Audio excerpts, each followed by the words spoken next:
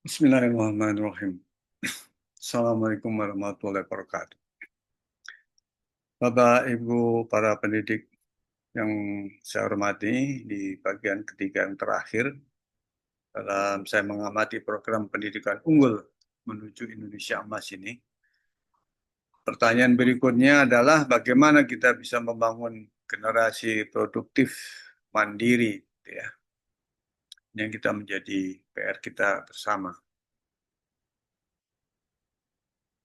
Sebelumnya di bagian pertama kedua saya banyak membahas mengenai literasi siswa yang diukur dengan PISA ya. Kenapa itu penting? Saya akan jelaskan.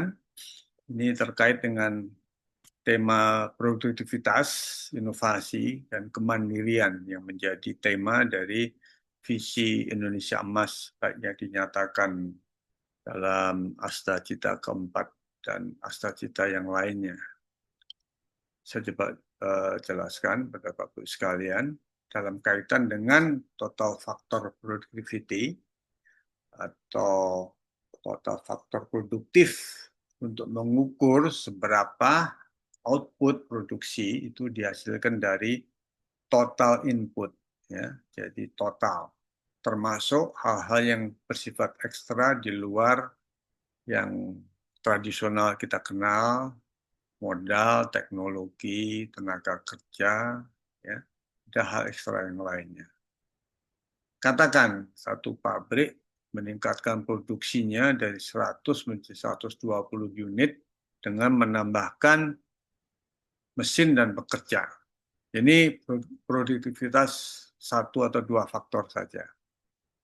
Tapi kalau pabrik yang sama dari 100 unit menjadi 120 unit, tapi dia menghasilkan lebih dari 120, atau dia menghasilkan 120 dengan jumlah pekerja yang sebelumnya, ya, dari pekerja yang 100 unit, maka tambahan tadi itu berhasil dari total faktor produksi.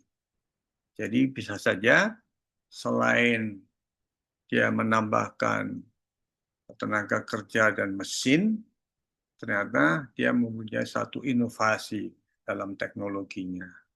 Dia punya kualitas SDM yang lebih efisien, yang lebih jujur, lebih bersemangat kerja, lebih amanah, mampu bekerja tim, dan faktor-faktor lain. Jadi faktor-faktor ekstra ini itu kita sebutkan digabungkan dengan faktor-faktor satu, dua faktor saja menjadi faktor total produktivitas suatu unit usaha. Ya. Nah ini kaitannya saya coba jelaskan dengan angka PISA. Ya. Karena ketika saya coba lakukan korelasi ya, hubungan antara PISA dengan TFP, ya, skor PISA dengan ranking TFP, ada korelasi yang tinggi gitu ya. Jadi kalau skor PISA-nya itu tinggi, ya TFP-nya cukup tinggi. Diperlihatkan di Singapura dan Cina itu ya. Jadi angkanya di 1,2 bisa skornya, termasuk Vietnam ini 1,23, dan TFP-nya juga rankingnya 1,23 juga. Demikian juga yang di bawahnya, Malaysia, Thailand, Indonesia, dan di bawah kita Philippines. Kita bisa ranknya, skornya itu 4,567. Ternyata TFP ranknya secara global itu juga 4,567 begitu ya. Dan itu dihasilkan dalam ekonomi dengan angka yang seperti tertera di sana. Saya sedikit membahas ekonomi ya Bapak Ibu sekalian. Mungkin ada yang bertanya, ini TFP kita rendah ya, 6 ya. Tapi kenapa GDP kita, produk domestik bruto kita ternyata tinggi nih, ya, 1.300 nih, 1.400 miliar dolar gitu. Padahal TFP-nya rendah. Bagaimana terjadi? Kita harus tahu bagaimana cara menghitung GDP gitu. Kalau kita bongkar ternyata GDP kita itu kontribusi manufaktur itu hanya 18%, trading itu perdagangan 12%, yang besar dari mana? Dari konsumsi.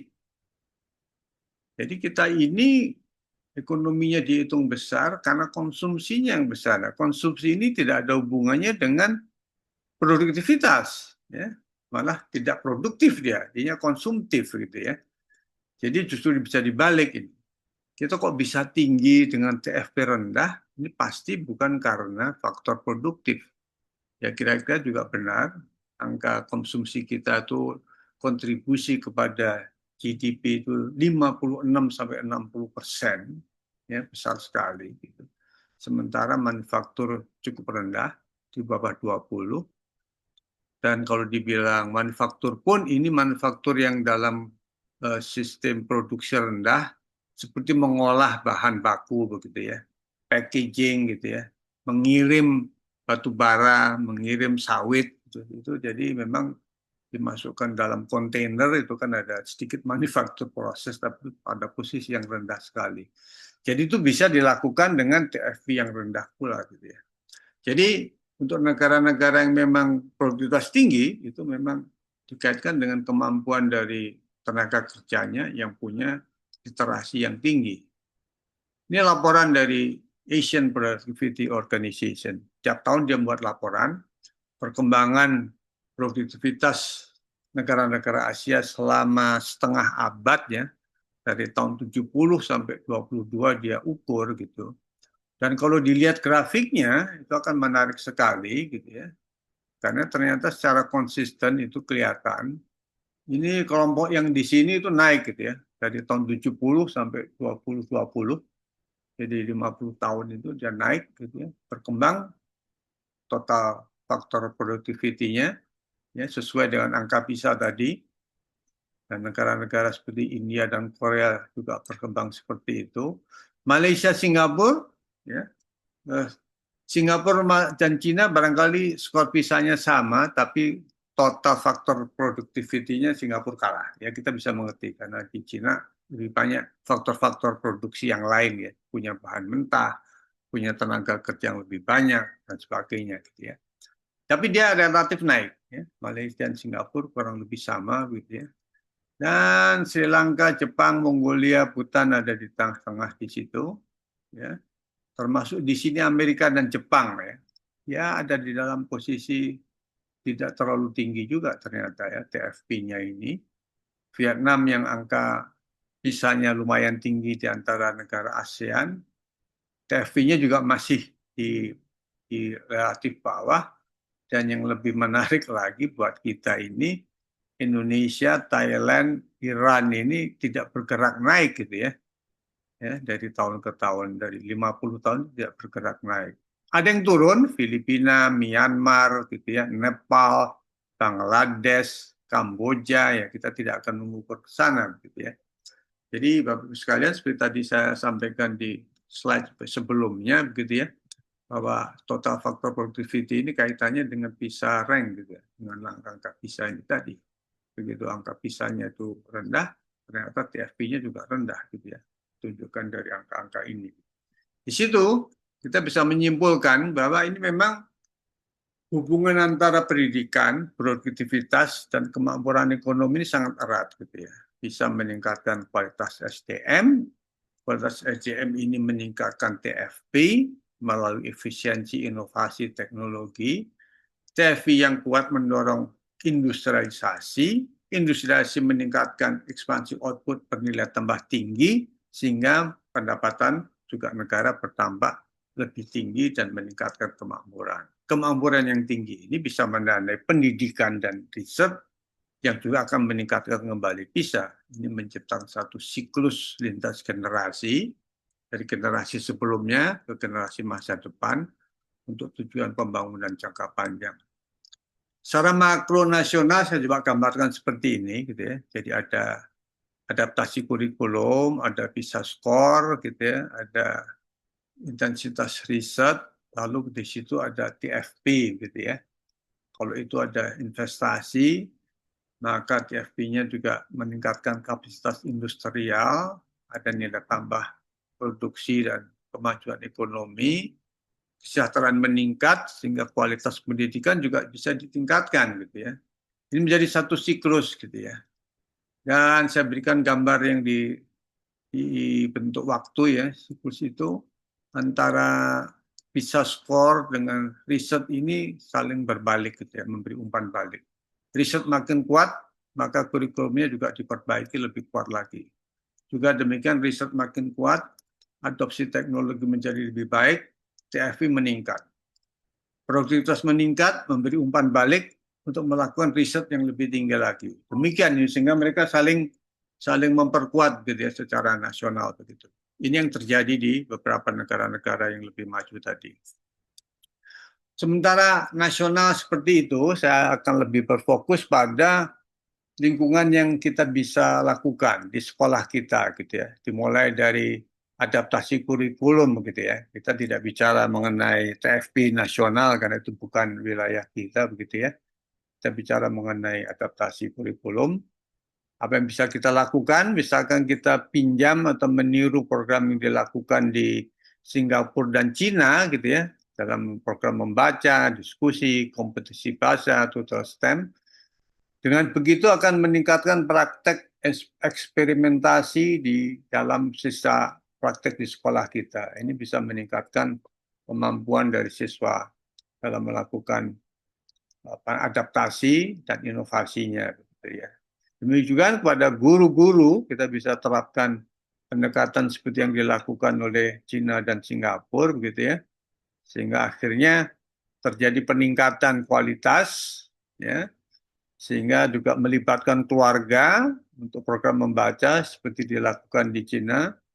Lalu sekolah kita bisa memilih fokus bidang unggulan apa begitu ya yang dijadikan praktek di dalam kelas di sekolah yang ini meningkatkan kemampuan industrial dari siswa yang tentunya dengan itu mampu mereka melakukan inovasi dan membangun wirausaha yang mandiri gitu ya. Jadi ini mungkin bisa kita cobakan pendekatan ini di dalam sekolah kita sendiri gitu ya. Dan jangan lupa pendidikan akhlak dan nilai-nilai moralitas itu juga tetap bagian penting dari formasi pendidikan. Yang itu pun dilakukan di Cina ya, meskipun tidak langsung diukur dipisah, tapi mereka punya program seperti membuat jurnal refleksi siswa, diskusi etika dan kasus nyata, ya, melibatkan dilema nilai-nilai moralitas, mencari argumen moral, menilai konsekuensi dari pilihan tindakan moral, pembacaan masalah kompleks yang berkaitan dengan nilai-nilai sosial, terlibatan langsung siswa di komunitas, ya, nilai moral etika diajarkan mulai pembelajaran lain seperti di bahasa dan modul tambahan. Jadi di Cina pun itu juga tidak ditinggalkan. Juga bagaimana Singapura juga melakukan seperti itu, gitu ya, dengan karakter and citizenship education itu satu bagian penting dari filosofi kurikulum nasional, ya, mendukung apa yang mereka bilang holistic student development, pembangunan karakter, kesejahteraan sosial emosional, kesiapan hidup di masa depan, dengan mencakup menumbuhkan nilai rasa hormat, tanggung jawab, integritas, ketahanan, kepedulian, harmoni, juga mengembangkan kompetensi sosial emosional, kerjasama, pengambilan keputusan etis, hubungan yang baik antar individu, menyiapkan menjadi warga negara yang aktif dan bertanggung jawab, bla bla bla. Banyak hal. Dan ini juga menjadi bagian dari reformasi kurikulum di Singapura. Ya. Kalau itu coba kita praktekkan ya di dalam komunitas kita ya, barangkali Bapak Ibu punya komunitas di kampungnya, di kelompok di organisasinya, di sekolahnya dan lingkungan sekitarnya, ya, di pondok pesantrennya barangkali gitu ya. Barangkali bisa kita lakukan ya, bagaimana satu sistem produktivitas dikaitkan dengan pendidikan dan wirausaha ini bisa kita kembangkan. Bila ya kurikulum sudah adaptasi, bisa skor bisa dinaikkan dan banyak praktek eksperimen yang dilakukan di sekolah, gitu ya, maka adopsi teknologi barangkali bisa dikembangkan sehingga ada kemampuan industrial dari siswa yang dia memberikan kemampuan wirausaha mandiri dan di belakangnya didukung oleh pendidikan akhlak, ya, melengkapi pendidikan keterampilan dia dan didukung oleh sumber daya sosial ekonomi dari komunitas. Kalau pemerintah secara nasional bicara investasi, barangkali di basis komunitas kita gerakkan sumber daya sosial ekonomi yang tidak harus berupa uang gitu ya, bisa dalam bentuk-bentuk nyata ya, in kind gitu ya, tenaga-tenaga, lalu bahan-bahan baku di daerah pertanian barangkali bisa menggunakan sumber daya lahan dan bahan baku yang ada, bagian dari usaha mandiri yang dikembangkan oleh siswa kita dengan bisa skor literasi yang bagus, yang tinggi, punya pengalaman eksperimen praktek, yang lalu bisa mengadopsi teknologi dan mampu mempunyai kemampuan industrial, ya, sehingga dia bisa membangun satu wirausaha sendiri. Dan tentu didukung oleh pendidikan akhlak bersamaan dengan tenaga terampil tadi. Mungkin ini bisa kita coba praktekkan ya di tempat kita masing-masing begitu ya. Nah, bagaimana kalau kita mencoba mengukur angka PISA siswa kita secara lebih selektif? Apakah ada kenaikan skor secara signifikan? Saya coba bandingkan, Bapak Ibu sekalian ya, angka PISA yang diukur antar negara. Ini kelihatannya tidak apple to apple ya, karena yang angka tinggi ini adalah di negara rendah ya penduduk, Singapura, Hong Kong, dibanding dengan penduduk besar Indonesia, Thailand, Vietnam, gitu ya. Jadi ini mungkin sesuatu yang tidak apple to apple. Kalau kita lihat ya, populasi siswa 19 tahun di Singapura cuma 45.000, di kita udah 4 jutaan gitu, hampir 5 juta gitu ya. Sehingga yang kita ambil sampelnya cuma hampir 0,3% gitu ya. Sehingga angka kita relatif rendah karena dirata-rata dengan kelompok siswa yang lain gitu ya.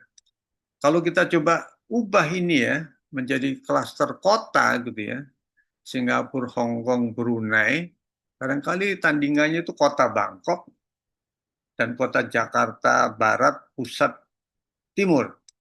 Ya, kalau kita jumlah penduduknya kira-kira hampir sama ini, 6, 7, 6,5, 5 juta begitu ya. Lalu populasi siswa juga hampir sama gitu ya, 45, 60 ribu gitu ya. Jadi kalau sampel diambil, Singapura 15%, Hong Kong hampir 10%, kita Jakarta Barat, Pusat, Timur 10%, kita dapat 6.000 siswa gitu kan. Kita ambil sampel tesis.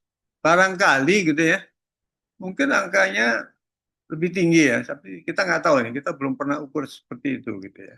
Sementara sekolah yang berpartisipasi di Singapura cuma 150, Bangkok 134, saya hitung tuh di Jakarta jumlah sekolah itu ada hampir 300 gitu ya.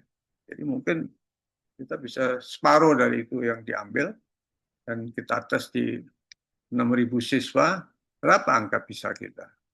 Ya, itu misalkan yang kita pikirkan seperti itu. Dan barangkali bisa kita lakukan secara kecil di kelompok sekolah-sekolah kita sendiri. Kita lakukan tes seperti PISA gitu ya, kita tiru, kita miripkan tes PISA tadi, itu ada contoh-contohnya, dan kita bisa tahu seberapa anak-anak kita sesungguhnya sudah siap gitu ya untuk bergerak lebih maju, masih ketinggalan jauh atau masih sudah lumayan, kita nggak tahu ini. Kita perlu angka objektif untuk kita bisa menentukan intervensi apa yang kita lakukan. Jadi saya buat ilustrasi saja nih ya, kalau kita 5 tahun ke depan nih kita meningkatkan kualitas sekolah kita, madrasah kita atau pondok pesantren kita dengan fokus untuk vokasi dan penerimaan siswa, mungkin kaitannya dengan lapangan kerja, penguasaan STEM pada bisa level 3 sampai 5 gitu ya, menengah ya. Kita sekarang Indonesia itu 2 begitu ya, 2, 3 gitu, malah bisa lebih rendah gitu. Jadi kalau ini bisa meningkat, kita bisa ukur, mungkin keberhasilannya dilihat dari penerapan di sektor industri dan teknologi dan mungkin mulai terbangun wirausahawan mandiri di lingkungan komunitas kita masing-masing gitu ya.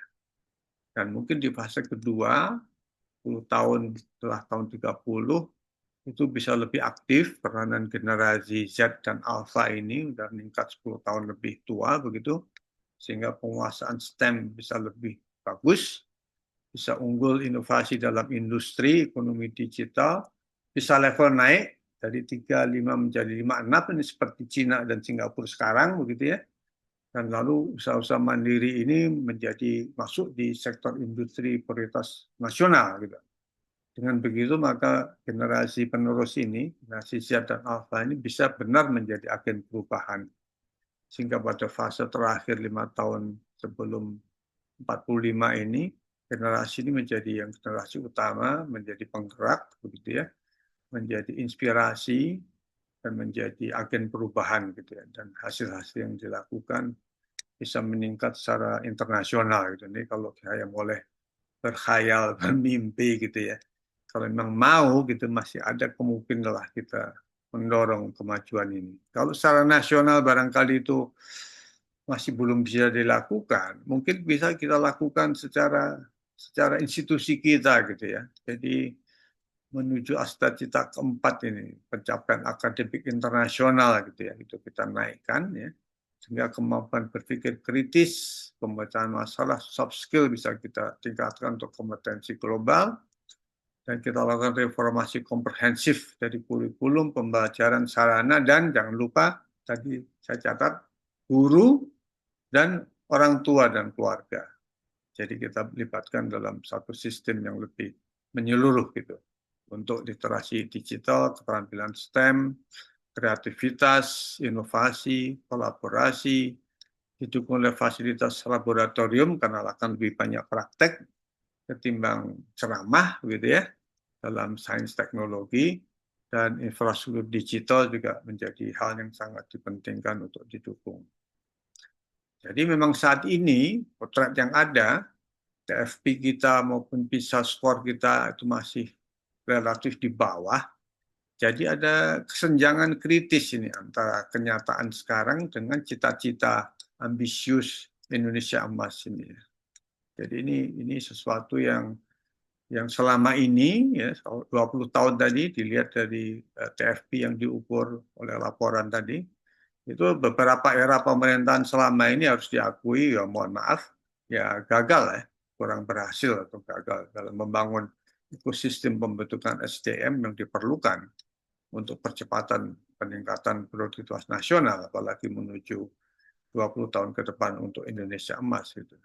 Namun ini peluang, ini satu peluang besar bagi siapapun generasi muda yang produktif yang bersiap diri.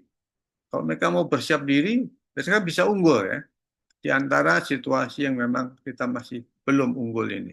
Tapi memang diperlukan reformasi yang komprehensif ya di sekolah-sekolah kita. Seperti kita belajar dari Cina dan Singapura itu. Ya. Jadi tanpa harus menunggu apa yang akan dilakukan pemerintah. Supaya kita juga bisa mendahului, berinisiatif, membangun, membentuk generasi penerus kita, generasi Z dan Alpha ini yang bisa memiliki kemampuan berinovasi dan membangun wirausaha mandiri. Ya, sebagai kelanjutan dari kemampuan literasi dia yang lebih tinggi dengan ditujukan dengan angka PISA skor yang juga lebih tinggi dari reformasi pendidikan di sekolah kita masing-masing. Usaha mandiri ini catatan saya, ini bentuk nyata kedaulatan sosial ekonomi kita.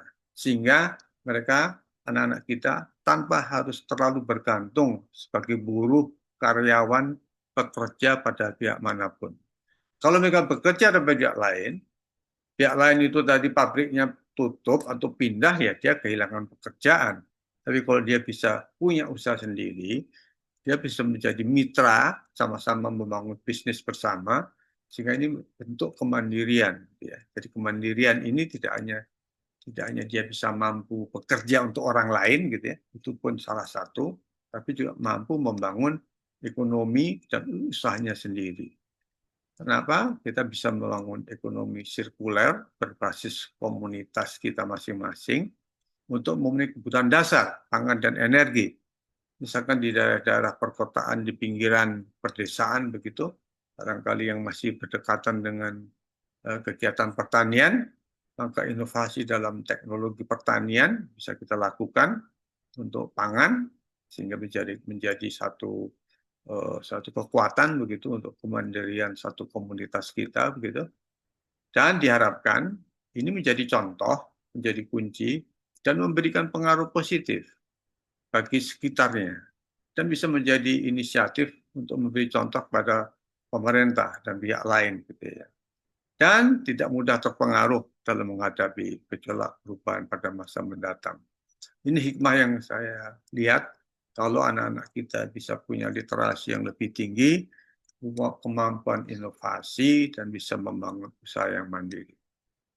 Demikian segera catatan dari saya, semoga Allah memberikan rahmat dan barokahnya bagi kita semua dan terutama generasi penerus anak-anak kita, dan semoga memberikan sedikit catatan kecil saya ini memberikan manfaat bagi Bapak Ibu para pendidik sekalian. Mohon maaf atas segala kekurangan karena ini juga dilakukan secara cepat dan masih banyak hal yang bisa ditambahkan. Tentu Bapak Ibu sekalian para pendidik bisa melengkapi dengan lebih baik dan lebih kaya dari apa yang saya sajikan secara terbatas ini. Terakhir, wassalamualaikum warahmatullahi wabarakatuh.